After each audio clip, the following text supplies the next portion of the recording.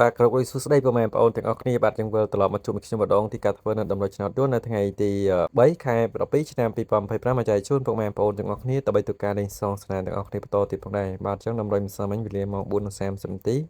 បាទគឺយើងចូលឲ្យលេខចំតែម្ដងគឺ736ពុកម៉ែបងប្អូនទាំងអស់គ្នាចំពោះលេខតូច12លេខបាទប៉ុស A រីឯអ្នកលេងប៉ុស B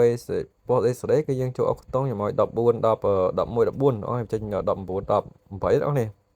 ចឹងគឺយើងចូលលេខអុកខ្ទង់ឯអ្នកលេខក្នុងឆាតគឺយើងចូលលេខ18ម៉ោង4:30នាទីល្ងាចបាទនេះគឺជាតម្រុយថ្ងៃទី3ខែ12ឆ្នាំ2025មកចែកជូនពុកម៉ែបងប្អូនទាំងអស់គ្នាដើម្បីធ្វើការលេងសងសនាទាំងអស់គ្នាបន្តទៀតផងដែរអញ្ចឹងសម្រាប់ពុកម៉ែបងប្អូននៅថ្មីដើម្បី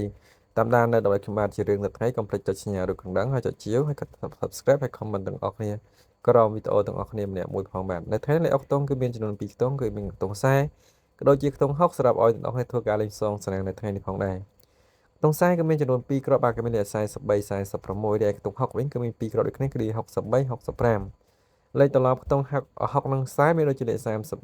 64 36និងលេខ56ពុកម៉ែបងប្អូនទាំងអស់គ្នានិងលេខមួយគ្រាប់ល្អដែរគឺលេខ11បាទពុកម៉ែបងប្អូនចំពោះលេខទៅពីលេខបាទនេះលេខធំ3លេខគឺមានចំនួន2គ្រាប់បាទលេខធំទី1គឺមានដូចជាលេខ467ពុកម៉ែបងប្អូនទាំងអស់គ្នានិងលេខធំចុងក្រោយគឺ755ចឹងពុកម៉ែបងប្អូនអាចធ្វើការលេងសងសនាងបានគឺឆ្នោតយួនគឺអាចធ្វើការលេងសងសនាងបានគឺម៉ោង1:30នាទីក៏ដូចជាម៉ោង4:30នាទីម៉ោង6:30នាទីពុកម៉ែបងប្អូនបានឆ្លាញ់ម៉ោងមួយណាពុកម៉ែបងប្អូនទាំងអស់គ្នាអាចធ្វើការលេងសងសនាងម៉ោងនឹងបានគឺឆ្នោតយួនណាពុកម៉ែបងប្អូនទាំងអស់គ្នា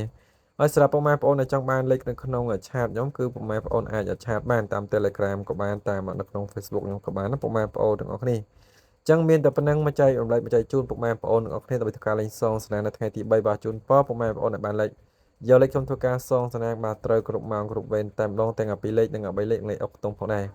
គ្រប់លាជួបគ្នានៅថ្ងៃស្អែកបន្តទៀតតាមពេលវេលានៅម៉ោងដដែលបាទ